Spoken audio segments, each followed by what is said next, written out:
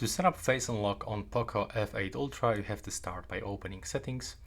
And right now you will have to scroll down and navigate for fingerprints, face date, and the screen lock. You will have to open the Face Unlock over here.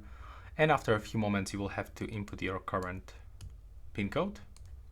Click Next. And now you have to basically add your face date by clicking Start. We have to read this annotation, so Face Unlock is less secure than PIN, password, or pattern. We have to click Next, and now we have to keep our face inside this frame. So take a look.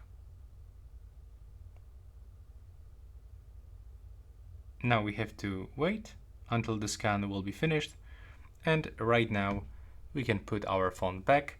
Over here we can even change name of the face date, because you can actually set it twice if you're sharing this with someone, or for example if you wearing glasses or mask, so we can actually add this additional look. And that's basically everything.